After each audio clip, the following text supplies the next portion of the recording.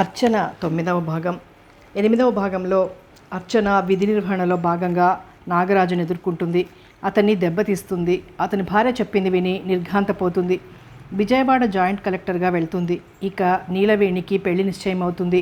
మాధవి దగ్గరుండి అన్నీ చూసుకుంటుంది.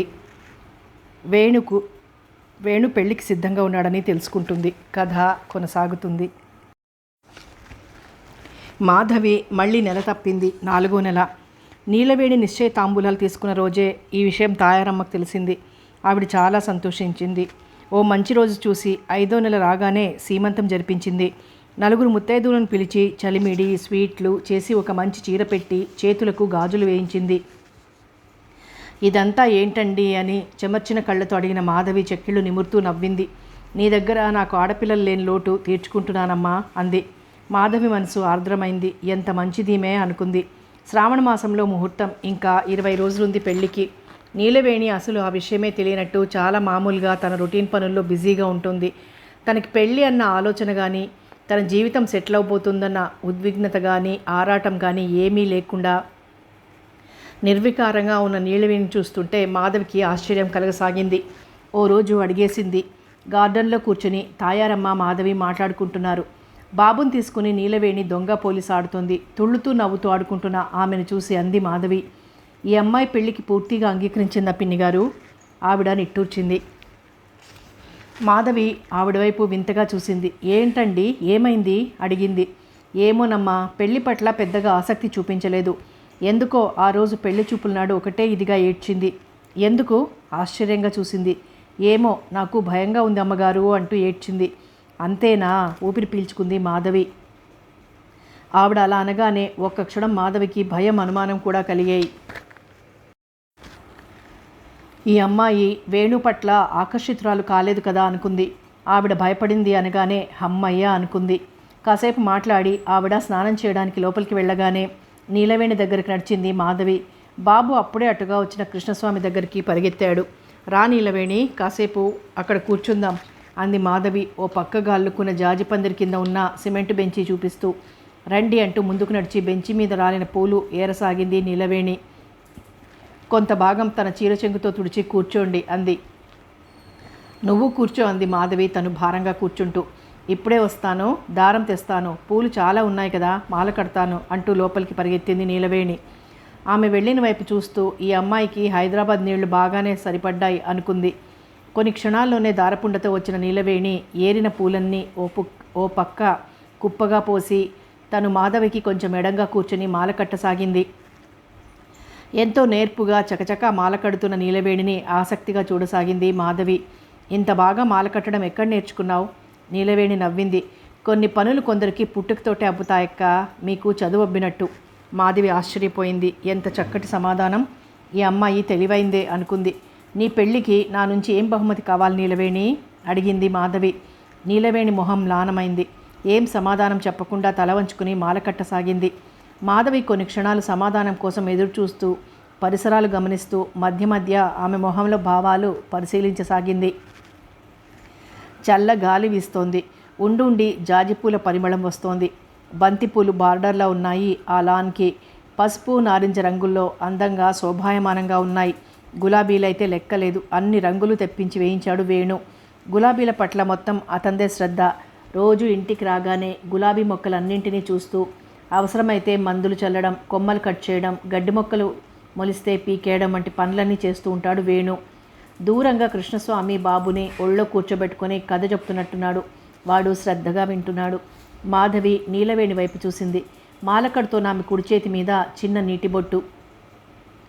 మాధవి కళ్ళెత్తి చూసింది. నీలవేణి కళ్ళ నుంచి నీళ్లు బొట్లుగా కారుతున్నాయి. నీలవేణి!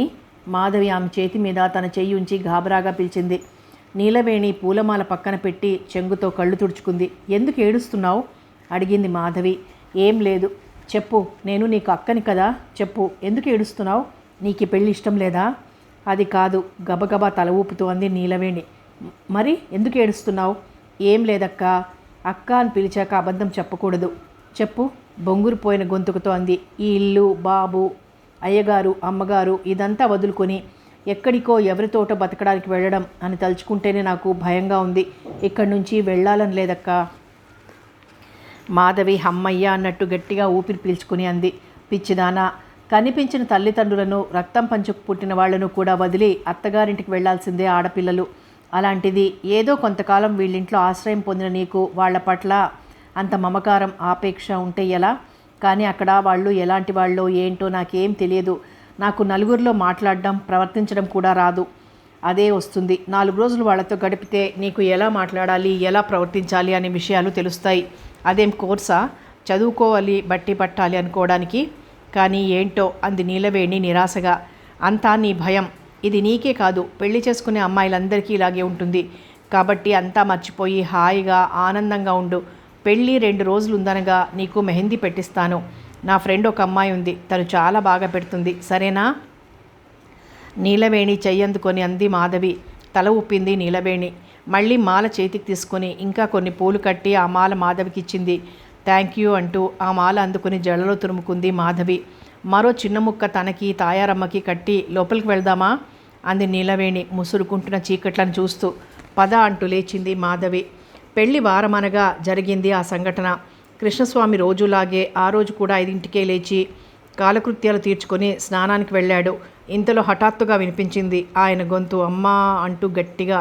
అప్పటికే తాను లేచి వాకిలి ఊడుస్తున్న నీలవేణి ఆయన పిలుపుకి చీపురు కింద పారేసి ఒక్క ఉదుటున పెరటి వైపు వెళ్ళింది. కృష్ణస్వామి బాత్రూంలోకి వెళ్ళబోతూ జారి పడ్డాడేమో. ఆ పడడం సిమెంట్ తొట్టి మీద పడ్డాడు. నీలవేణి పరిగెత్తుకుని వెళ్ళి ఆయన్ని లేపి కూర్చోబెట్టింది. మళ్ళీ వెనక్కి పైకి చూస్తూ గట్టిగా పిలిచింది, అమ్మగారు, వేణుబాబు గారు. ఆ పిలుపుకి అప్పుడే మెలకు వచ్చిన తాయారమ్మ కంగారుగా లేచి కూర్చుంది మంచం మీద. నీలవేణి స్వరం మరోసారి వినిపించడంతో బలవంతంగా మంచం దిగి మోకాళ్ళు పట్టేసినట్టయి కుంటుకుంటూ పెరటివైపు వెళ్ళింది. ఏమైందే? గట్టిగా అడిగింది నిద్రమత్తు వదలని స్వరంతో. అయ్యగారు పడిపోయారమ్మా, ఏడుపు గొంతుతో అంది నీలవేణి. అయ్యో పడ్డారా? కంగారుగా అని గట్టిగా వేణు అనర్చింది ఆవిడ.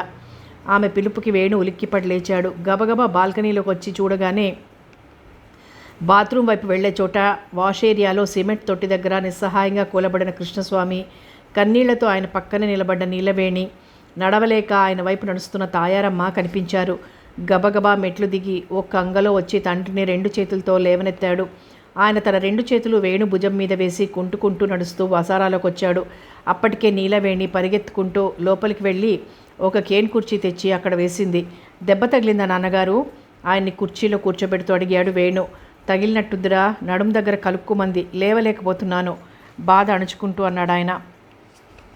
ఇప్పుడే డాక్టర్ దగ్గరికి వెళ్దాం నాన్న, నేను బట్టలు మార్చుకొని కారు బయటికి తీస్తాను అంటూ వేణు చకచకా వెళ్ళి బట్టలు మార్చుకొని కారు గరాజ్లోంచి బయటికి తీశాడు.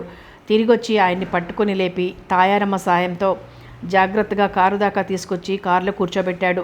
నేను కూడా రానట్రా అడిగింది తాయారమ్మ.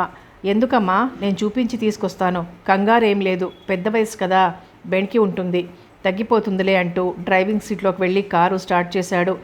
ఏంటో ఇవాళ నిద్రలేచి ఎవరి మొహం చూశారో పొద్దున్నే అంటూ తాయారమ్మ నీరసంగా లోపలికి నడిచింది. నీలవేణి మనసు చివుక్కుమంది. ఆవిడ ఆ మాట చాలా క్యాజువల్గా అన్నా ఆ అమ్మాయికి ఎందుకో తనే ఆయన పడడానికి కారణమేమో అనిపించసాగింది. నిజానికి అలా అనుకోవడానికి కారణం ఏమీ లేదు. పడినప్పుడు తనేం చేయలేకపోయానన్న న్యూనతాభావం తప్ప మరొకటి కాదు. కానీ నీలవేణి అలా అనుకుంది. పనిచేస్తూనే ఉన్న మనసంతా వేణు కృష్ణస్వామి తిరిగి రావడం కోసం 1000 కళ్ళతో ఎదురు చూడసాగింది. దాదాపు గంట తర్వాత వేణు ఫోన్ చేశాడు. తాయారమ్మ మాట్లాడింది. నాన్నని హాస్పిటల్లో అడ్మిట్ చేశానమ్మా, 2 రోజులు ఉండాలి అన్నారు డాక్టర్లు అంటూ అతను చెప్పడంతో ఆవిడ గాబరా పడిపోయి ఏడవసాగింది. నీలవేణికి ఆవిడ దుఃఖం చూస్తుంటే తనకి బాగా దుఃఖం వచ్చింది. ఏడవకండి అమ్మగారు, అయ్యగారికి తగ్గిపోతుంది, భయపడమాకండి అంటూ తనకు తోచిన విధంగా ఓదార్చడానికి ప్రయత్నించసాగింది. సుమారు 9 దాటుతుంటే తాయారమ్మ సూచనతో మాధవికి ఫోన్ చేసి విషయం చెప్పింది. తిరుగుటపాల వచ్చింది మాధవి. ఏమైంది పిన్నిగారు, ఎలా పడ్డారు, అసలు ఏమైంది అంటూ. నీలవేణి జరిగింది చెప్తుండగా వేణు వచ్చాడు. ఏం జరిగింది వేణు, డాక్టర్ ఏమన్నారు అడిగింది మాధవి. వేణు ఏం లేదన్నట్టు తలుపుతూ నడుం దగ్గర ఎముక విరిగిందట, ఎక్స్రేలు ఈసీజీలు అవుతున్నాయి అన్నాడు. ఈసీజీ దేనికి ఆశ్చర్యంగా చూసింది మాధవి.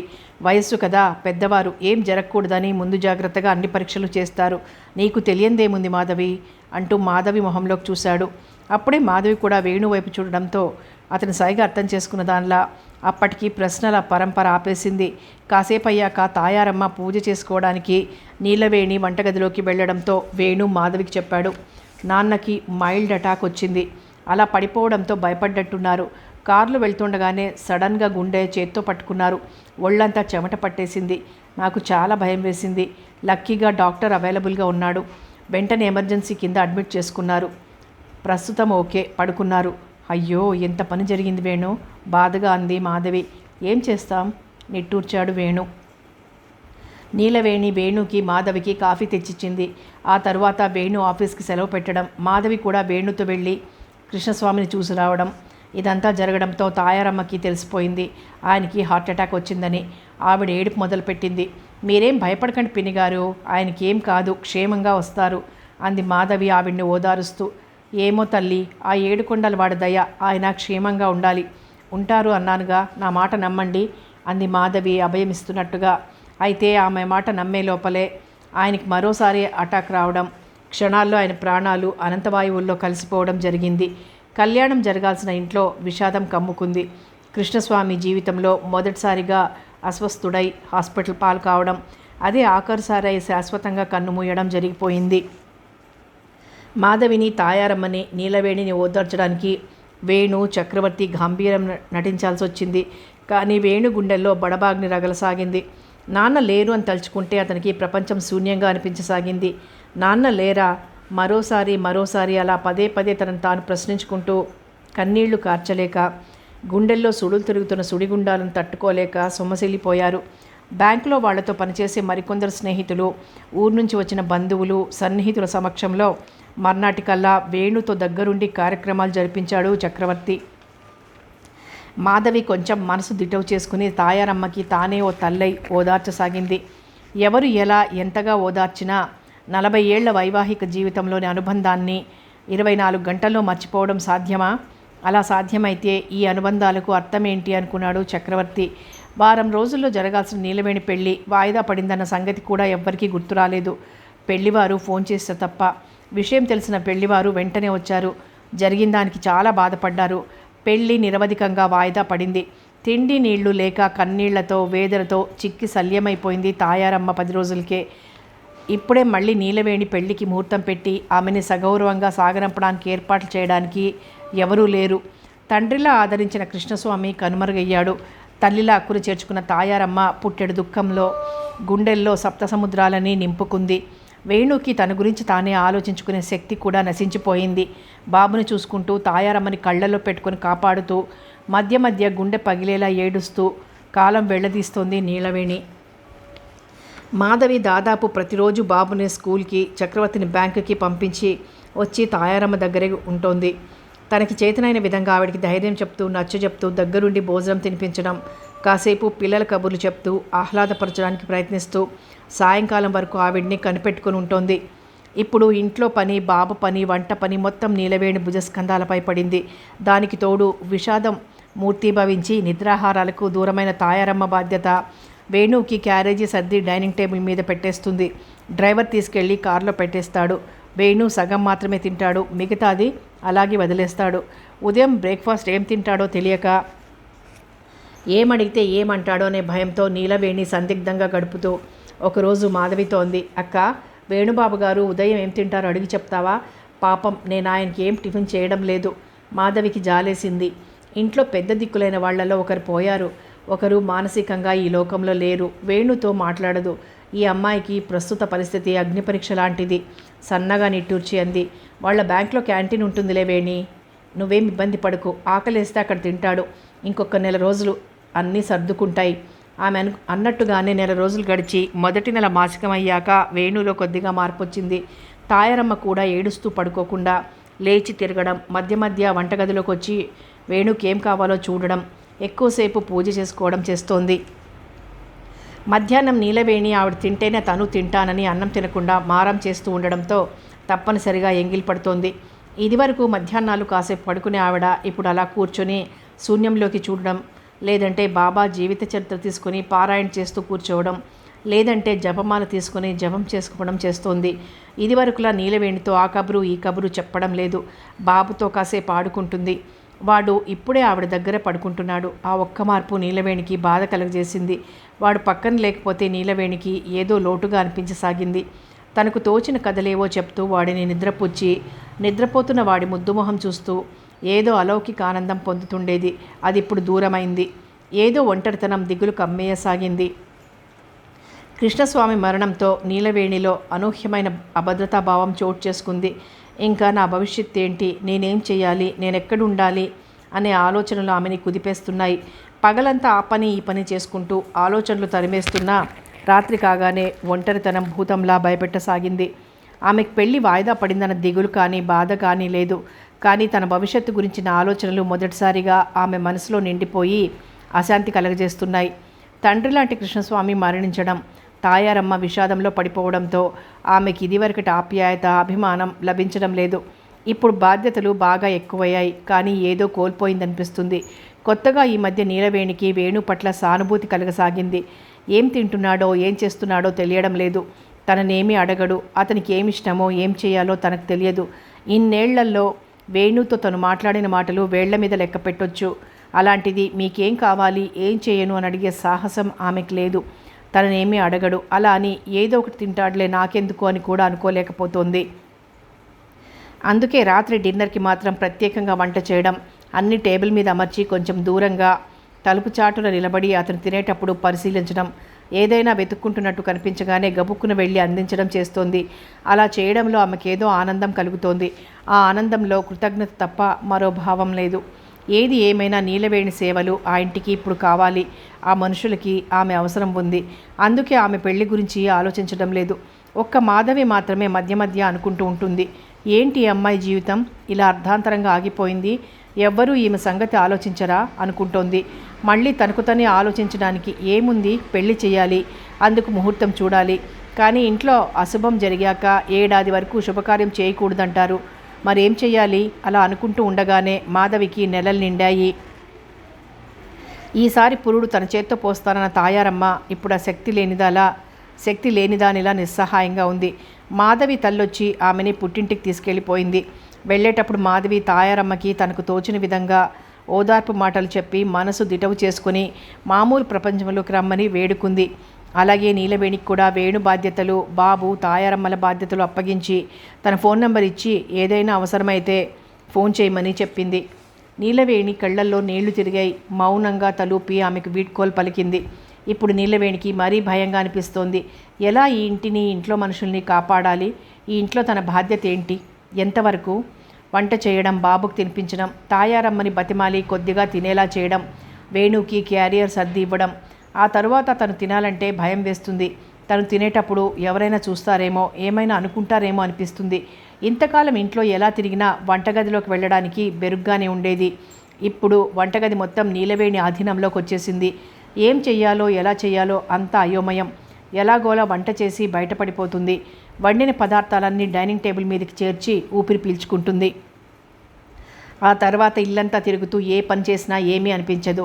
కానీ వంటగదిలోకి వెళ్ళేటప్పుడే ఎక్కడ లేని వణుకు వస్తుంది. ఇంటి పనితో రోజంతా బొంగరంలా క్షణం కూడా ఖాళీ లేకుండా తిరిగేస్తుంటే ఏ బాధ ఉండదు. కానీ రాత్రి కాగానే ఏదో భయం, మరేదో దిగులు మనసంతా ఆవరించి నిద్ర కూడా తొందరగా పట్టడం లేదు ఈ మధ్య. ఇటీవల ఆమెలో కొత్త ఆలోచనలు చోటు చేసుకుంటున్నాయి. వాటిలో ఎంతకాలం ఈ ఇంట్లో ఇలా ఉండాలి, ఎంతకాలం ఉన్న ఈ ఇంటికి తనేమీ కాదు అనే భావన ప్రధానంగా ఆమె మనసుని కుమ్మరి పురుగులా తొలిచేస్తోంది. రేపు తాయారమ్మ గారికి ఏమన్నా అయితే తన పరిస్థితి ఏంటి అనిపించగానే నిలువెల్లా వణికిపోతోంది. ఎవరితోనైనా ఈ విషయాలు చర్చించాలన్నా, ఏం చెయ్యాలన్నా ఏమీ తెలియడం లేదు. తనకి ఎవ్వరూ తన అనేవాళ్ళు లేరు. మనసులో ఉన్నది ఏదైనా పంచుకోవడానికి ఎవ్వరూ లేరు. ఇంతకాలం కృష్ణస్వామి గారు ఉన్నప్పుడు ఇంటిల్లిపాది తనను ఇంట్లో మనిషిగా చూస్తుంటే ఇలాంటి ఆలోచనలు రాలేదు. ఇప్పుడు తాయారమ్మ కూడా మంచం పట్టడంతో ఆమెతో ఆత్మీయంగా మాట్లాడేవాళ్ళు ఎవరూ లేరు. మాధవి అయినా ఉంటే బాగుండేది, తను కొంచెం చదువుకొని ఉంటే ఎంత బాగుండేది అనిపించసాగింది. ఇప్పుడు తనేదైనా చదువుకోవచ్చా? కొద్దిగా తెలుగులో రాయడం చదవడం వచ్చు, పోనీ కుట్టు పనో ఇంకేదైనా నేర్చుకుంటే. అలాంటి ఆలోచనలతో కొంతకాలం గడిచాక నీలవేణి ఏదో ఒక శుభక్షణం కోసం చూసి తాయారమ్మని అడగాలని నిశ్చయించుకుంది. కానీ అలాంటి క్షణాలు ఎన్ని వచ్చినా అడగడానికి ఆమెకి ధైర్యం మాత్రం చాలడం లేదు. నీలవేణికి జీవితం అలా పరాధీనగా గడిచిపోతుందనే మరికొంతకాలం గడిచింది. ఈలోగా బ్యాంక్లో వేణుకి పెళ్లి వాళ్ళ దగ్గర నుండి ఒత్తిడి మొదలైంది. ఈ సంబంధం క్యాన్సిల్ చేసుకుంటామని కబురు చేశారు. వేణుకి ఏం చేయాలో తోచలేదు. చక్రవర్తి సలహా అడిగాడు. పెళ్లి కొడుకు తొందరపడుతున్నాడని. నేను మాత్రం ఏం చెప్పగలను వేణు? మీ ఇంటి పరిస్థితి నీకే తెలియాలి. మీ అమ్మగారు మామూలు మనుషుల్లో పడి ఇదివరకులా పనిచేయగలిగితే ఆ అమ్మాయిని ఇంకా పెళ్లి చేసి పంపించేయడం మంచిది. ఎందుకైనా మంచిది, మీ అమ్మగారిని అడుగు అన్నాడు. వేణు ఆ రోజే తాయారమ్మని అడగడానికి ఆవిడ గదిలోకి వెళ్ళాడు. అక్కడ దృశ్యం చూసి స్తంభించిపోయాడు. తాయారమ్మ తలని ఎడం చేత్తో పైకెత్తి మంచానికి ఆనించి కూర్చోబెట్టింది నీలవేణి. ఆవిడ ఒడిలో దిండు పెట్టి దానిమీద సగ్గుజావ ఉన్న స్టీల్ బౌల్ పెట్టి స్పూన్తో తాగిస్తోంది. ఆవిడ నీరసంగా కళ్ళు మూసుకుని కొద్దిగా నోరు తెరిచి బలవంతంగా తాగుతోంది జావ. ఆ క్షణంలో వాళ్ళిద్దరిని అలా చూశాక వేణుకి మతిపోయింది. అమ్మకి ఏమైంది? ఆందోళనగా అడిగాడు. అప్పుడు నీలవేణి తల తిప్పి వేణువైపు చూసింది. కంగారుగా చూపులు తిప్పేసుకుని అమ్మగారికి విరేచనాలు అవుతున్నాయి అంది. ఎప్పటి నుంచి అడిగాడు. ఈరోజు ఉదయం నుంచే నీలవేణి మళ్ళీ చెప్పింది. వేణుకి ఏం చెయ్యాలో ఏం మాట్లాడాలో అర్థం కాలేదు. ఈ సంభాషణ జరుగుతున్నప్పుడు కూడా ఆవిడ కళ్ళు తెరవలేదు. ఓపిక లేని దానిలా నిస్సత్తువుగా ఓ పక్కకి తలవాల్చి కూర్చుంది. వేణు బయటకు వచ్చేశాడు. ఆ క్షణంలో అతనికి ఒక్కటే అనిపించింది. ఈ పరిస్థితుల్లో నీలవేణిని ఈ ఇంటి నుంచి బయటికి పంపకూడదు. పంపిస్తే తను చాలా తప్పు చేసిన వాడవుతాడు. వెంటనే సెల్ తీసి పెళ్లి కొడుకి అతని మేనమామకి సారీ చెప్పాడు. అయితే ఈసారి ఫలితం 2 రోజుల తర్వాత తెలిసింది. ఆ కుర్రాడు బ్యాంక్లో తనకు కనిపించిన ప్రతి ఒక్కరికి వేణు భార్యతో అభిప్రాయ భేదాలు వచ్చి ఆమెను ఇంటి నుంచి వెళ్ళగొట్టాడని, మళ్ళీ పెళ్లి చేసుకోవడానికి ఆవిడ విడాకులు ఇవ్వకుండా వేణు మీద కక్ష తీర్చుకుంటోందని, అందుకే తన సుఖానికి సంతోషానికి నీలవేణిని వాడుకుంటున్నాడని, ఆమెకు పెళ్లి చేసి పంపిస్తే తన ఆటలు సాగవు కాబట్టి ఏదో వంకతో ఆమె పెళ్లి క్యాన్సిల్ చేసి ఆ అమ్మాయి జీవితం నాశనం చేస్తున్నాడని. ఏం వేణు, బాధ్యతలు లేకుండా ఖర్చు లేకుండా ఎంజాయ్ చేయడం అంటే మామూలు విషయం కాదోయ్, లక్కీ ఫెలోవి అని కొందరు మిత్రులు వెటకారంగా నవ్వుతుంటే వేణుకి ఈ విషయాలు తెలిసాయి. అది విన్న వేణు ఉగ్రుడైపోయాడు. తనను తాను కంట్రోల్ చేసుకోవడం అసాధ్యమే అయింది. బ్యాంక్లో సెలవు చీటీ పంపించి ఇంటికి వెళ్ళిపోయాడు. అప్పుడు నీలవేణి వంటగదిలో ఉంది. సాంబారు గుమగుమలు వస్తున్నాయి. వేణు విసురుగా వంటగది గుమ్మంలోకి వెళ్ళి నిలబడి గట్టిగా అన్నాడు, నువ్వు రేపు నీ పెళ్ళికి రెడీ అవ్వు. నీలవేణికి అంత అకస్మాత్తుగా అతనలా ఎందుకన్నాడో అర్థం కాక తెల్లబోయి చూడసాగింది. అర్థం కాలేదా? నీ సర్వీసెస్ మాకు అవసరం లేదు. రేపు గుళ్ళో నీ పెళ్లి చేసేస్తాను, వెళ్ళిపో ఇంకా. చూస్తుండగానే ఆమె కళ్ళు నీటితో నిండిపోయి బొటపట కన్నీళ్లు కారిపోయాయి. కన్నీళ్ల మధ్య వణుకుతున్న పెదాలతో అంది, ఎందుకు? నా వల్ల ఏదైనా తప్పు జరిగిందా? తప్పు లేదు, రైటు లేదు. నీ పెళ్లి చేయాలి నేను. అయినా సంబంధం కుదిరాక నీకోసం ఏళ్ల తరబడి ఎవరెదురు చూస్తారు? నీలవేణి తల వంచుకొని శిలలా నిలబడిపోయింది. రేపు ఎట్టి పరిస్థితుల్లో నీ పెళ్లి చేసేయాలి. ముహూర్తాలు అవి నాకు తెలియవు. దేవుడి ముందు ఎప్పుడైనా చేసుకోవచ్చు అంతే అంటూ అక్కడి నుంచి తన గదిలోకి వెళ్ళిపోయాడు. బ్యాంకుకు వెళ్ళిన వేణు మధ్యలో ఎందుకు వచ్చాడో, అంత అకస్మాత్తుగా తన పెళ్ళి అని ఎందుకు నిర్ణయించాడో అర్థం కాని నీలవేణి వెర్రిదాన్లా నిలబడిపోయింది. అణువణువు వణికిపోతుంటే స్టవ్ ఆఫ్ చేసి వచ్చి తన గదిలో అచేతనంగా కూర్చుండిపోయింది. వేణు మాటలు చెవుల్లో ప్రతిధ్వనిస్తుంటే అతని ప్రవర్తనకి మాటలకి నిర్వచనం తెలియక ఎవరిని అడగాలో అర్థం కాక అయోమయంగా గడిపిన నీలవేణికి హఠాత్తుగా మాధవి ఇచ్చిన నంబర్ గుర్తొచ్చి ఆమెకు ఫోన్ చేయడం కోసం మెట్లు దిగి హాల్లోకి వచ్చింది. అప్పుడు వినిపించింది ఆమెకి నీరసంగా తాయారమ్మ గదిలోంచి నీలవేణి అన్న పిలుపు. ఆవిడికి భోజనం టైం అయిందని గుర్తొచ్చిన నీలవేణి ఆవిడ గదిలోకి పరిగెత్తింది. మరికొంతకాలం గడిచింది. అర్చనని Jawaharlal Nehru national urban renewal mission ప్రాజెక్ట్కి స్పెషల్ డిప్యూటీ కలెక్టర్గా ఖమ్మం జిల్లాలోని భద్రాచలంలో వేశారు. విజయవాడలో రిలీవ్ అయి ఖమ్మం కలెక్టర్ ఆఫీస్కి వెళ్ళి మర్యాదపూర్వకంగా కలెక్టర్ని కలిసింది. ఆవిడ పేరు హరిణి. ఎంతో అందమైన యువతి. డైరెక్ట్గా ఐఏఎస్కి సెలెక్ట్ అయ్యి ఖమ్మం వచ్చింది. అర్చనతో స్నేహంగా మాట్లాడింది. మీరు ఎలాంటి ఇబ్బంది పడకండి, ఫీల్ ఫ్రీ అంది స్నేహంగా. విజయవాడలో అర్చన అనుభవాలు అడిగి తెలుసుకుంది. ఇద్దరూ వారి వారి విద్య వృత్తి గురించిన విషయాలు చాలాసేపు మాట్లాడుకున్నారు. ఇంతలో పిఏ కలెక్టర్ మీటింగుకు వెళ్ళాలని గుర్తు చేయడంతో హరిణి మరోసారి అర్చనకి షేక్ హ్యాండ్ ఇచ్చి బెస్ట్ ఆఫ్ లక్ చెప్పి మీటింగుకి వెళ్ళిపోయింది. ఆవిడ వైభోగం చూసిన అర్చన మనసులో ఒక్క క్షణం నాకు ఈరోజు ఎప్పుడొస్తుంది అనిపించింది. వెంటనే అంతరాత్మ త్వరలో అని సమాధానం ఇచ్చినట్టు అనిపించి నవ్వుకుంది. భద్రాచలం శ్రీరాముడు సతీ సమేతంగా కొలువై ఉన్న ప్రదేశం. 17వ శతాబ్దంలో కంచర్ల గోపన్న చేత నిర్మించబడిన పవిత్ర ప్రదేశం. అనంతరం భద్రాచల రామదాసుగా చరిత్రలో మిగిలిపోయాడు గోపన్న. అంతేకాక మహర్షి భద్రాది తపస్సుకు మెచ్చిన రాముడు సీతాన్వేషణ అనంతరం రావణుడిని వధించి సీతను తోడ్కొని వస్తూ మహర్షి భద్రాద్రికి మోక్షం ప్రసాదించాడని, ఆయన పేరుతోటే భద్రాద్రి పిలువబడుతోందని అంటారు. అలాగే పోకల దమ్మక్క అనే మహిళకు స్వప్నంలో కనిపించి తన విగ్రహాల ఆచూకీ తెలిపాడని, అవే నేటి భద్రాచలంలోని విగ్రహాల కథలు. అఫీషియల్ డ్యూటీ మొదలుపెట్టే ముందు రాముడిని దర్శించుకోవాలని పిఏకి చెప్పింది. వెంటనే అట్టహాసంగా ఏర్పాట్లు జరిగాయి. కలెక్టర్ గారు వస్తున్నారంటూ అక్కడ ప్రతివాళ్ళు చేసిన హడావిడి ఆర్భాటం అర్చనకి తమాషాగా అనిపించింది. నడుస్తుంటే కాళ్ల కింద రెడ్ కార్పెట్ పరవకపోయినా పరిచినంత హడావుడి చేశారు. చుట్టూ విస్తరించిన గోదావరి నది మధ్యలో కొండ మీద వెలిసిన కోదండరాముడు, శ్రీరాముడు, అయోధ్యారాముడు. ఆంధ్రదేశంలోని పుణ్యక్షేత్రాల్లో తిరుపతి తర్వాత అత్యంత ముఖ్యమైన పుణ్యక్షేత్రంగా పేరు పొందిన భద్రాచలంలో పనిచేసే అవకాశం రావడం అదృష్టం అనిపించింది అర్చనకి. దేశంలోనే అయోధ్య తర్వాత భద్రాచలమే రెండో రామక్షేత్రంగా ప్రసిద్ధి పొందింది. మూల విరాటుల విగ్రహాలు పడమటి వైపుకి తిరిగి ఉన్నాయి. రాముడు పద్మాసనంలో కూర్చుని ఉండి శంఖం కుడి చేతిలో, చక్రం ఎడం చేతిలో ధరించి మిగతా రెండు చేతుల్లో శూలం, బాణం ధరించి ఉన్నాడు. రాముడికి ఎడమవైపున సీతాదేవి, ఆమెకి ఎడం పక్కన లక్ష్మణుడు ఉన్నారు. దీపం వెలుగులో వెలిగిపోతున్నాయి విగ్రహాలు.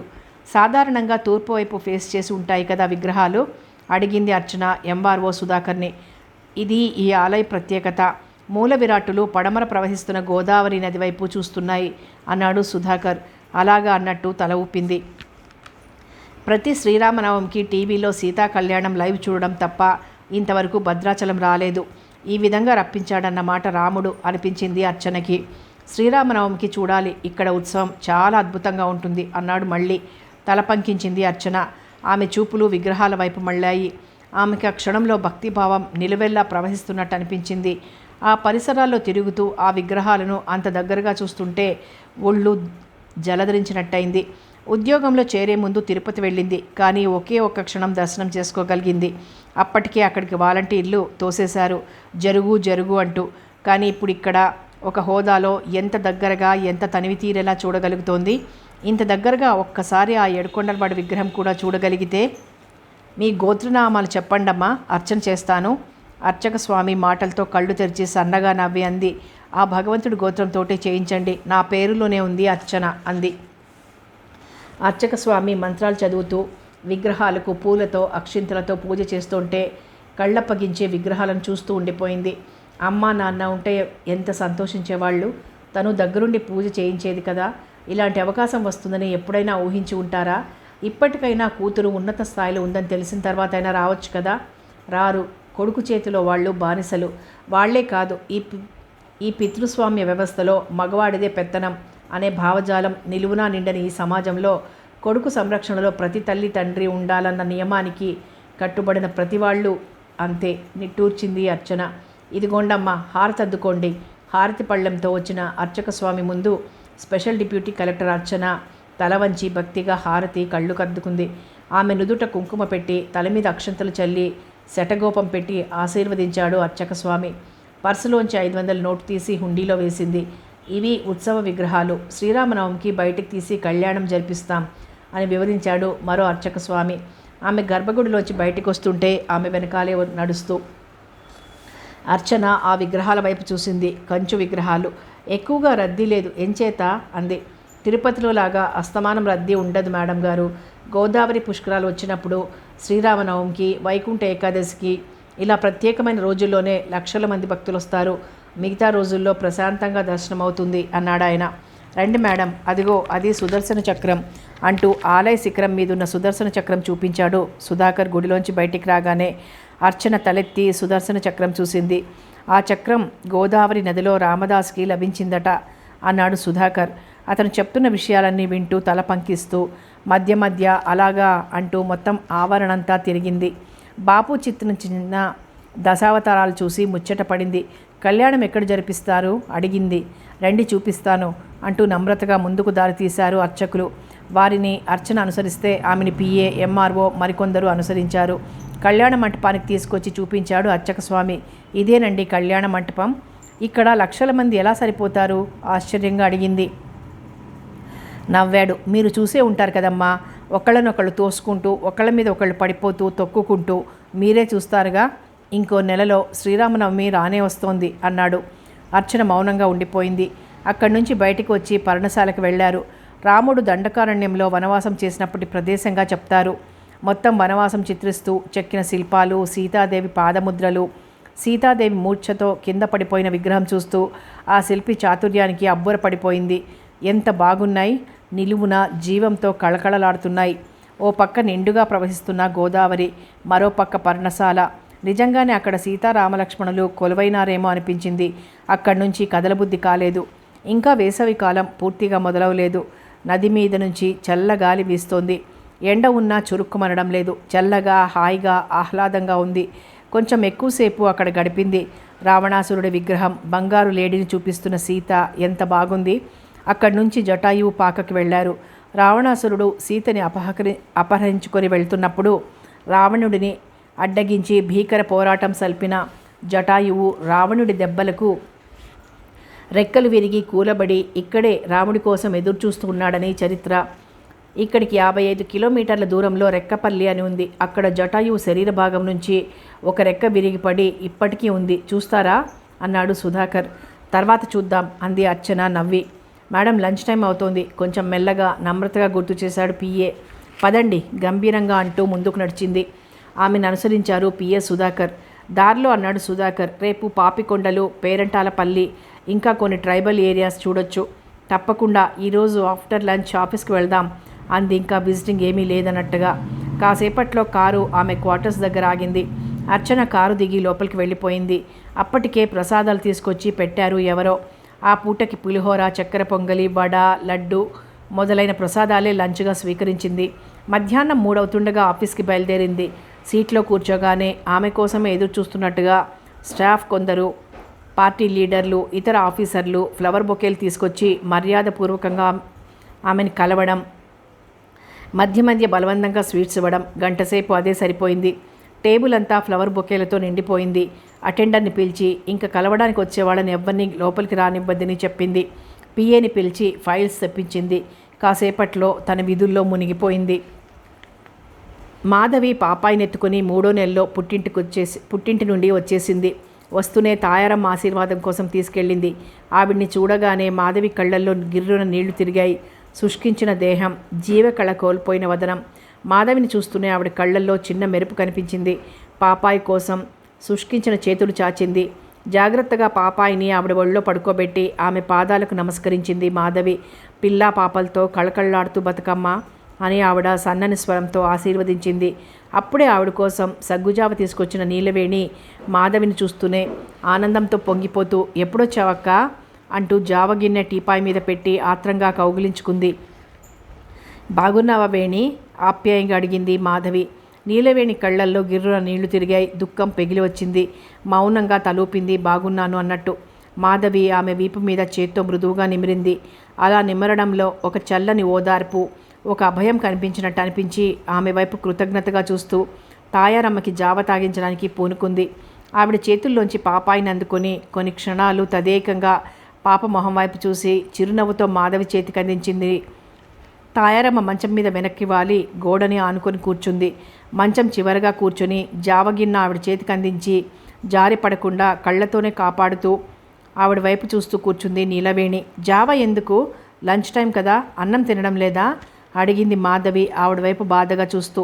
అరగడం లేదక్క, ఒక ముద్ద తిన్నా అరగడం లేదు నీలవేణి సమాధానం చెప్పింది. ఆవిడ కర్మ అన్నట్టుగా కుడి చేత్తో సన్నగా నుదుటి మీద కొట్టుకొని సైగ చేసింది మాధవికి. మాధవి కొంచెం ముందుకు నడిచి మంచానికి ఎడం వైపుగా వచ్చి కొద్దిగా వంగి తాయారమ్మ భుజం మీద ఓదార్పుగా చెయ్యి వేసి మృదువుగా అంది. మీరు త్వరలో అన్నం తింటారు, నేను వచ్చాగా చూసుకుంటాను. నీలవేణి మనస్సు కలుక్కుమంది. అంటే తను ఆవిడ్ని సరిగ్గా చూడడం లేదా? తెల్లవారి లేచిన దగ్గర నుంచి ఆవిడికి పళ్ళు తోమడంతో ప్రారంభమయ్యే దినచర్య రాత్రి పడుకునే వరకు నిరంతరాయంగా సాగుతూ ఒక యంత్రంలా చేస్తున్న సేవలన్నిటి సంగతి ఏంటి? మాధవి అలా అనడం చాలా బాధగా అనిపించింది. కళ్ళల్లో నీళ్లు కనిపించకుండా ఖాళీ అయిన జావగిన్నె తీసుకొని అక్కడి నుంచి నిశ్శబ్దంగా వెళ్ళిపోయింది. ఆ క్షణంలో మొదటిసారిగా నీలవేణికి నేను పని మనిషిని, జీతం బత్తం లేని పని మనిషిని అనే భావన కలిగింది. వంటగదిలోకి వెళ్ళిపోయి కొద్ది క్షణాలు ఆపుకోలేని దుఃఖంతో గోడను ఆనుకొని ఏడుస్తూ నిలబడిపోయింది. మాధవిని చూడగానే ఎంతో ఆత్మీయురాల్ని చూసినట్టు అనిపించింది. ఈ 3 నెలలుగా తను పడిన మానసిక వేదనకి ఆమె దగ్గర ఓదార్పు లభిస్తుందని ఆశించింది. కానీ ఇదేంటి, మాధవి వస్తూనే తన మనసుని ఇంత గాయం చేసింది. మాధవి మారిపోయిందా? ఇదివరకులా లేదా? తనని పని మనిషిలా చూస్తోందా? ఇంకా ఎంతకాలం తన ఇంట్లో ఇలా ఊరికే కూర్చొని తింటుందని అనుకుంటుందా? అయితే తనేం ఊరికే తినడం లేదే, గొడ్డు చాకిరీ చేస్తోంది. తనకి ఈ చాకిరీకి లభిస్తున్న ప్రతిఫలం ఏంటి? నెలకి జీతం ఇస్తున్నారా? జీతం. నీలవేణికి హఠాత్తుగా గుర్తొచ్చింది. తన ఇంటికి వచ్చిన కొత్తల్లో వేణు కొంత డబ్బు ఫిక్స్డ్ డిపాజిట్ చేశాడు. ఆ రోజు బ్యాంకు కాగితాల మీద సంతకాలు తీసుకుంటూ, దీని మీద నెలకి వడ్డీ వస్తుంది, అది నీ సేవింగ్స్ అకౌంట్లో జమ అవుతుంది, నీకేమైనా కావాలంటే ఆ డబ్బు తీసుకుని వాడుకోవచ్చు అంటూ ఓ చిన్న పుస్తకం ఇచ్చాడు. అదే పాస్బుక్. అవును, ఆ డబ్బేమైంది? మళ్ళీ తన ఆ మాటే మర్చిపోయింది. ఇన్నేళ్ల తన పని మనిషి ఉద్యోగానికి అది పారితోషికం కదా, తను ఏమైనా చేసుకోవచ్చు. ఆ డబ్బు అడిగి తీసుకుని ఏదైనా చిన్న వ్యాపారం చేసుకోవచ్చు కదా. ఏం వ్యాపారం చేయాలి? చీరల వ్యాపారం, గాజుల వ్యాపారం. ఇంకా వేణి ఉలిక్కి పడింది. మాధవి లోపలికొచ్చింది. గోడను ఆనుకొని నిలబడిన నీలవేణిని, ఆమె చెంపల మీద కన్నీటి చారికలను చూసి నివ్వెరపోయింది. దగ్గరగా వచ్చి ఆమె భుజం మీద చెయ్యేసి ఆప్యాయంగా అడిగింది, ఏమైందమ్మా, ఎందుకు ఏడుస్తున్నావు? ఒక్క క్షణం కూడా ఆగకుండా మాధవి భుజం మీద వాలిపోయి బావురుమంది నీలవేణి. మాధవి కంగారుగా అడిగింది, అరెరే, ఏం జరిగింది వేణి? ఇప్పటిదాకా బాగానే ఉన్నావుగా, ఏమైంది? నీలవేణి మాట్లాడలేదు. దుఃఖం ఆమెని మాట్లాడనివ్వలేదు. అలా వెక్కి వెక్కి ఏడుస్తూ కొన్ని నిమిషాలు ఉండిపోయింది. తరువాత మాధవి భుజం మించి కదిలి చెంగుతో మొహం తుడుచుకుంది. అయినా వెక్కిళ్ళు మాత్రం ఆగలేదు. ఏం జరిగింది నీలవేణి? అడిగింది మాధవి. ఆమెకి నీలవేణి హఠాత్తుగా ఎందుకలా ఏడుస్తోందో అర్థం కాలేదు. ఈ 3 నెలల నుంచి మనసులో ఉన్న బాధ పంచుకోవడానికి ఎవరూ లేక మౌనంగా భరించి ఇప్పుడు తనను చూడగానే ఎమోషనల్ అయిందేమో అన్నట్టుగా ఆమె వైపు సానుభూతిగా చూస్తూ, బాధపడకు వేణి, నేనొచ్చాగా, అన్నీ సెటిల్ చేస్తాను. నువ్వు కొంచెం వేణుని కూడా అర్థం చేసుకోవాలి. పాపం ఎంత మానసిక వేదన అనుభవిస్తున్నాడో తెలుసా? నీలవేణి మాట్లాడలేదు. నాకు కొంచెం కాఫీ ఇస్తావా? అడిగింది మాధవి. నీలవేణి చటుక్కున అక్కడి నుంచి కదిలి పెరట్లోకి వెళ్ళింది మొహం కడుక్కోవడానికి. మాధవి నీట్గా అద్దంలా సర్ది ఉన్న వంటగది చూస్తూ, నీలవేణి లేకపోతే ఈ పరిస్థితుల్లో ఈ ఇంటి గతి ఏంటి? పెద్ద దిక్కుగా అందరినీ క్రమశిక్షణలో పెట్టిన పెద్ద ఆయన కృష్ణస్వామి గారు చనిపోగానే ఈ ఇంట్లో కళా కాంతిపోయాయి. తాయారమ్మగారు అలా అవడంతో భర్తని కోల్పోయిన దిగులేనా, లేక ఆవిడకి ఏదైనా శారీరక అనారోగ్యం ఉందా, లేక పెరుగుతున్న వయసా? ఆవిడ మళ్ళీ మామూలు మనిషి అవుతుందా? ఆవిడలా ఉంటే వేణు సంగతి ఏంటి? వేణు పెళ్లి సంగతి ఏంటి? అర్చన విడాకులు ఇస్తే గానీ వేణుని చేసుకోవడానికి ముందుకు రారు.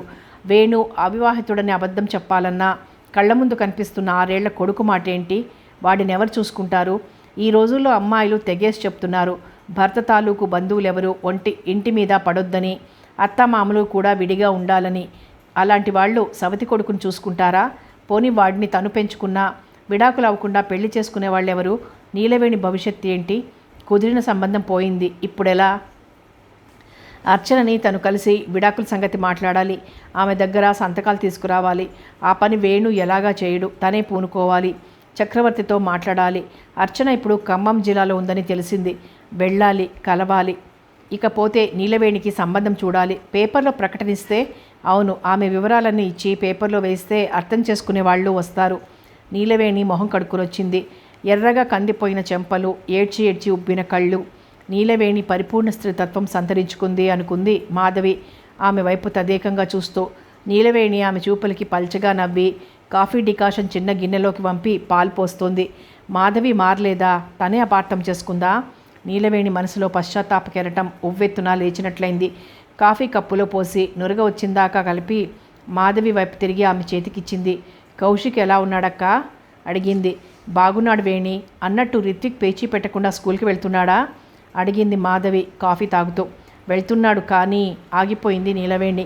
ఈ మధ్య రిత్విక్ ఇంటికి వస్తూనే చిన్న గొడవ చేయడం గుర్తొచ్చింది. స్కూల్ నుంచి వస్తూనే నీలవేణి దగ్గరకు వచ్చి, నీలవేణి, మా అమ్మ ఎక్కడుంది అన్నాడు రిత్విక్. నీలవేణి ఊహించిన ఆ ప్రశ్నకి నిర్ఘాంతపోయి కలవరపడింది. చెప్పు, అమ్మ ఎక్కడా అన్నాడు.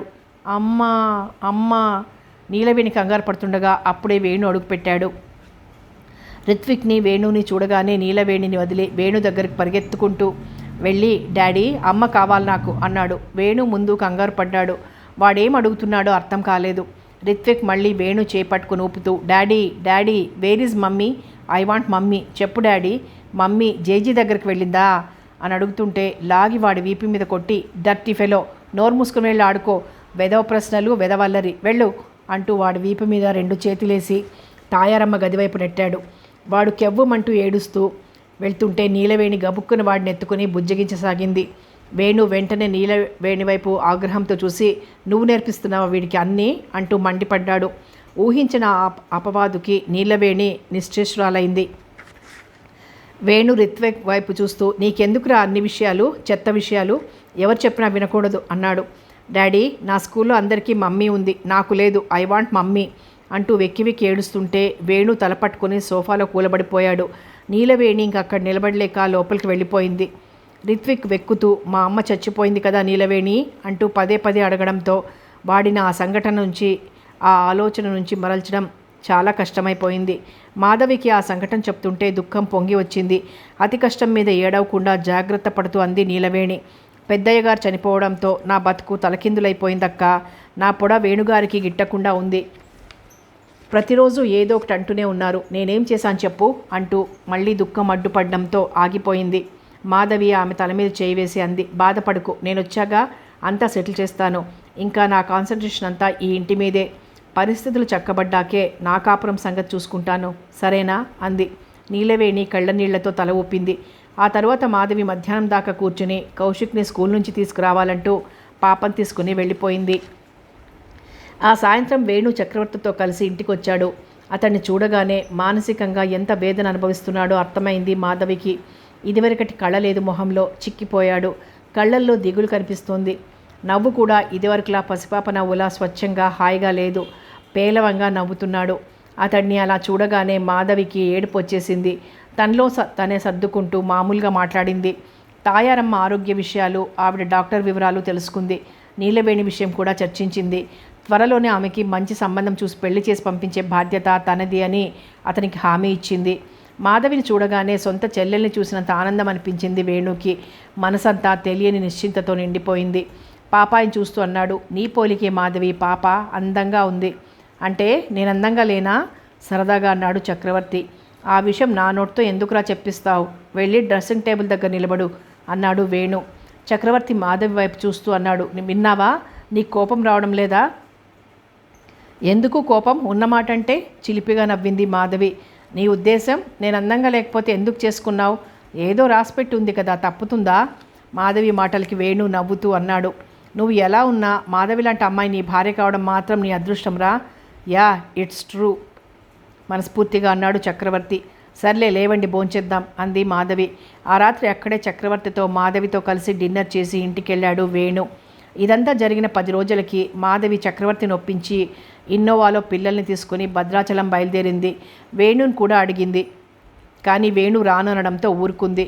కారు భద్రాచలం చేరుతుండగా మధ్యలో పాల్వంచలో ఆగి వెంకటేశ్వర స్వామి దర్శనం చేసుకుని అక్కడి నుంచి కలెక్టర్ ఆఫీస్కి ఫోన్ చేసింది. వచ్చేటప్పుడే ఫోన్ నంబర్, మిగతా వివరాలన్నీ తెలుసుకుని డైరీలో రాసుకుంది మాధవి. టెలిఫోన్ ఆపరేటర్ లైన్లోకి రాగానే ఏమని అడగాలో అర్థం కాలేదు. అర్చన కలెక్టర్ మేడం అనాలా, ఏమనాలి? కొంచెం ఆలోచిస్తూనే అర్చన ఉందా అని అడిగింది. అర్చన, 1 minute అంటూ, అర్చన అర్చన నీకు ఫోన్ అంటూ ఆపరేటర్ గట్టిగా పిలిచింది. మాధవికి అప్పుడు అనిపించింది, బహుశా తను అర్చనని కాదు, అంత గట్టిగా అమర్యాదగా పిలిపించుకునే స్థాయిలో కాదుగా అర్చన ఉంది. ఇంతలో హలో ఎవరు అంటూ ఓ స్వరం వినిపించడంతో మాధవి అసహనంగా అంది, ఆపరేటర్కి ఇవ్వమ్మా ఫోను. ఎవరండి మీరు మళ్ళీ అడిగింది ఆ అమ్మాయి. నువ్వు ఆపరేటర్కి ఇవ్వు ఫోన్ విసుగ్గా అంది మాధవి. ఎవరో క్రాక్ అంటూ ఆ అమ్మాయి ఆపరేటర్కి ఫోన్ ఇస్తూ అన్నట్టుంది. ఆ మాట వినిపించింది మాధవికి. ఆపరేటర్ లైన్లోకి వచ్చి హలో ఎవరు కావాలండి మీకు అడిగింది. మాధవి అంది, మీ కలెక్టర్ మేడం అర్చన గారు కావాలి. ఓ, ప్రాజెక్ట్ డైరెక్టర్ మేడం కావాలా? ఆమెకి ఇక్కడి నుంచి ఇవ్వలేమండి, పేషీ నంబర్ ఇస్తా రాసుకోండి అంటూ పేషీ నంబర్ చెప్పింది. థ్యాంక్స్ అంటూ ఊపిరి పీల్చుకొని పేషీకి చేసింది మాధవి. అర్చన పిఏ ఫోన్ తీసుకున్నాడు. మేడం ఉన్నారా అడిగింది మాధవి మర్యాదగా. మీరెవరు అడిగాడు తను. మాధవి కొన్ని క్షణాలు సందేహించి చెప్పింది, ఆవిడ ఫ్రెండ్ని, నా పేరు మాధవి, లైన్లో ఉండండి అంటూ కొన్ని క్షణాల తర్వాత మాట్లాడండి అంటూ కట్ చేశాడు. అవతల నుంచి అర్చన మృదుమధుర స్వరం వినిపించింది. Hello, Archana here. మాధవి గొంతులో ఏదో అడ్డుపడ్డట్టయింది. ఆ రోజు తిరుపతిలో కలిశాక మళ్ళీ కలవలేదు, మాట్లాడలేదు. ఎందుకో టెన్షన్గా అనిపించింది. ఎంతైనా కలెక్టర్, ఎలా మాట్లాడాలి ఏంటి? గొంతు సవరించుకొని నేను మాధవిని అంది. చక్రవర్తి ఆమె మొహంలో మారుతున్న భావాలు గమనిస్తూ పిల్లల్ని ఆడిస్తూ కూర్చున్నాడు. మధు, అర్చన స్వరంలో హఠాత్తుగా ఆప్యాయత, అభిమానం కలిశాయి. మాధవికి ఆనందంతో కళ్ళల్లో నీళ్లు తిరిగాయి. ఎంతకాలమైంది ఈ స్వరం విని. ఎంతైనా ఇద్దరూ కలిసి దాదాపు ఏడాది ఒకే దగ్గర పనిచేశారు. తెలియని అనుబంధం. అర్చన తన స్నేహితురాలు, సమాజంలో ఉన్నత స్థానంలో ఉంది. వ్యక్తిగత విషయాలు ఎలా ఉన్నా అంత మంచి స్నేహితురాలు లభించడం తన అదృష్టం. ఒక కలెక్టర్కి ఏదన్నా పని విషయంలో కలవాలన్నా ముందుగా అపాయింట్మెంట్ దొరకాలి. దొరికినా వాళ్ళు టైం కేటాయించి తనతో మాట్లాడాలి. మధు, నువ్వేనా? మరోసారి అర్చన స్వరం వినిపించడంతో కలవరపడుతూ నేనే మాధవిని అంది. ఎలా ఉన్నావు? మాట్లాడవేం? అర్చన స్వరంలో ఆప్యాయతతో కూడిన అధికారం. ఏకవచనంతో సంబోధించాలా, బహువచనం ఉపయోగించాలా ఆలోచిస్తున్న మాధవికి ఆ స్వరం మొత్తం సందేహాలను పటాపంచలు చేసింది. గొంతు సవరించుకుంటూ అంది, అర్చన బాగున్నావా? అర్చన స్వరంలో కూడా తడి వినిపించింది. ఏంటే, ఎక్కడున్నావు? ఎక్కడి నుంచి మాట్లాడుతున్నావు? నేను బాగున్నాను అర్చన, నువ్వెలా ఉన్నావు? నాకేం బాగున్నాను. ఇంతకీ ఎక్కడి నుంచి? మాధవి చెప్పింది. పాల్వంచలో ఉన్నాను. ఆలయం మెట్ల మీద కూర్చుని మాట్లాడుతున్నాను. ఇప్పుడు బయలుదేరి భద్రాచలం వస్తున్నాను. నిన్నెక్కడ ఎలా కలవాలి? ఎలా వస్తున్నావు? కార్లో. ఓకే, నేను నిన్ను కలుస్తాను. నేరుగా టెంపుల్ దగ్గరకు రండి. నేను అక్కడ మిమ్మల్ని పికప్ చేసుకోవడానికి ఏర్పాట్లు చేస్తాను. నేను కూడా వస్తాను. చక్రవర్తి గారు ఎలా ఉన్నారు? ఇంతకీ ఎవరెవరు వస్తున్నారు? నేను, నా భర్త, పిల్లలు. పిల్లలా? అంటే పాపాయికి 3 నెలలు. ఓహ్ గుడ్, కంగ్రాట్స్. అర్జున స్వరంలో ఆనందం. Thank you. ఇవాళ పనులేం పెట్టుకోకుండా ఫ్రీగా ఉంటావా? మీరు వచ్చే లోపల ఒక మీటింగ్ ఉంది, అది అయిపోతుంది. ఆ తర్వాత ఫ్రీ నీకోసం. సరేనా? Thanks. Okay, I will be waiting for you. వస్తున్నాను. బాయ్. అర్చన ఫోన్ పెట్టేసింది. మాధవి హాయిగా నిట్టూరుస్తూ చక్రవర్తి వైపు చూసింది. అట్లాస్ట్ అన్నాడు చక్రవర్తి నవ్వి. ఎంత ఫ్రెండ్ అయినా ఒక పెద్ద హోదాలో ఉంది కదా, కొంచెం టెన్షన్ పడ్డాను అంది మాధవి పాపాయిని ఒళ్ళోకి తీసుకుంటూ. కౌశిక్ వార్డులో వాడు ఏదో షూట్ చేస్తున్నట్టు చేతులు తిప్పుతూ కనిపిస్తున్న చెట్ల వైపు, మైదానం వైపు చూస్తూ ఆడుకుంటున్నాడు. ఆ విషయం నీ మొహం చూస్తూనే అర్థమైంది అన్నాడు చక్రవర్తి. మేడం గారి దగ్గర పర్సనల్ విషయాలు మాట్లాడడానికి కొంచెం ధైర్యం కావాలి, చూద్దాం అంది మాధవి తల పంకిస్తూ. అనవసరంగా వాళ్ళ విషయాల్లో ఎక్కువ ఇన్వాల్వ్ అవుతున్నావేమో అనిపిస్తోంది అన్నాడు చక్రవర్తి కొబ్బరి చిప్ప పగలగొట్టి ముక్క తింటూ. అదేంటండి అట్లా అంటారు? వాళ్ళు మనకున్న ఒకే ఒక్క ఫ్యామిలీ ఫ్రెండ్స్. మనం వాళ్ళకి అంతకన్నా ఎక్కువ. ఆ ఇంట్లో పట్టించుకునే వాళ్ళు ఎవరున్నారు? వేణుని చూస్తుంటే జాలేయడం లేదు. వేణు నా స్నేహితుడు, ఎందుకు ఉండదు జాలి? కానీ ఏం చేయగలం? ఏదైనా చేయడానికి ప్రయత్నిద్దాం. సక్సెస్ అయితే ఒక కుటుంబాన్ని నిలబెట్టిన సంతృప్తి దక్కుతుంది. లేదంటే ఏం చేయలేకపోయామన్న ఆవేదన మిగులుతుంది. కానీ ప్రయత్నమే చేయకపోతే నా మీద నాకే కోపం వస్తుంది. చక్రవర్తి మాధవి వైపు అనురాగంగా చూశాడు. నీదెంత మంచి మనసు మాధవి అన్నాడు. మాధవి నవ్వింది. పదండి వెళదాం అంటూ పాపనెత్తుకొని లేస్తూ, అరే గాడిదా రా అంటూ అరిచింది మెట్లు దిగి కిందికి వెళ్ళిపోతున్న కౌశిక్ని చూస్తూ. చక్రవర్తి కూడా లేచి గబగబా మెట్లు దిగి కౌశిక్ చేయనుకున్నాడు. మన భోజనం సంగతి ఏంటి అడిగాడు మెట్లు దిగి తన పక్కగా వచ్చిన మాధవిని. అర్చన చూసుకుంటుంది అంది. చెప్పావా? ప్రత్యేకంగా చెప్పాలా అంటూ నవ్వి ఆఖరి మెట్టు దిగి వెనక్కి తిరిగి చూస్తూ అంది. ఎంత హాయిగా ప్రశాంతంగా ఉంది కదా ఇక్కడ. దేవుడు ఎక్కడున్నా దేవుడేగా. అంత హైరాణ పడి కనురెప్ప పాటలో చూసి రావడానికి తిరుపతి దాకా ఎందుకు వెళ్ళడం? మనం ప్రతి ఏడాది ఇక్కడికే రావచ్చు కదా. వెంకటేశ్వర స్వామి వెలిసింది అక్కడ కదా. ఎవరు చూశారు ఆ సంగతి? ఏమో లేండి. ఏ మహిమ లేకపోతే అంతంత ఆస్తులు ఎలా సంపాదించుకుంటాడా ఆయన? పదండి అంటూ కారు దగ్గరకు నడిచింది. అందరూ కారెక్కగానే కారు స్టార్ట్ చేశాడు డ్రైవర్. భద్రాచలం చేరేసరికి గుడి ప్రధాన ద్వారం దగ్గరే అర్చన ఏర్పాటు చేసిన గుమాస్తా వాళ్ల కోసం ఎదురు చూస్తున్నాడు. మాధవి భద్రాచలంలోకి కారు ప్రవేశించగానే అర్చనకి ఫోన్ చేసి కార్ నెంబర్ చెప్పింది. కార్ నెంబర్ చూసి కారు గుర్తుపట్టి ఎంతో మర్యాదగా వాళ్ళని రిసీవ్ చేసుకున్నాడు గుమాస్తా. నేరుగా గెస్ట్ హౌస్కి వెళ్లారు. అక్కడ అర్చన ఎదురు చూస్తోంది. ఏసీ గెస్ట్ హౌస్ విశాలంగా, నీట్గా, ఆడంబరంగా ఉంది. అర్చన అందంగా, హుందాగా, ఖరీదైన ఉప్పాడ చీరలో వచ్చి మాధవిని కౌగిలించుకుంది. సారీ, చిన్న లెటర్ డిక్టేట్ చేయాల్సి వచ్చి స్టెనోని ఇక్కడికే రమ్మని ఇక్కడే ఉన్నాను, అందుకే మిమ్మల్ని రిసీవ్ చేసుకోవడానికి రాలేదు అంది. పర్వాలేదు, థ్యాంక్స్ ఫర్ ద అరేంజ్మెంట్ అంది మాధవి. అర్చన మాధవి చేతుల్లోంచి పాపనందుకొని చక్రవర్తిని చూస్తూ ఎలా ఉన్నారు అంది. చక్రవర్తి నవ్వి ఓకే అన్నాడు. చెప్పండి, దర్శనం ఇప్పుడు చేసుకుంటారా సాయంకాలమా? మాధవి చక్రవర్తి వైపు చూసింది. చక్రవర్తి వాచి చూసుకుంటూ అన్నాడు. 12 దాటింది, గుడి మూసేస్తారు కదా. అర్చన నవ్వింది. పర్వాలేదు, మీకు బిఫోర్ లంచ్ దర్శనం చేసుకోవాలన్న సెంటిమెంట్ ఉంటే చెప్పండి, ఏర్పాట్లు చేస్తాను. లేదులే అర్చన, మిట్ట మధ్యాహ్నం పూజలు పద్ధతి కూడా కాదు. సాయంత్రం అమ్మవారికి కుంకుమార్చన ఏర్పాటు చేయగలవా?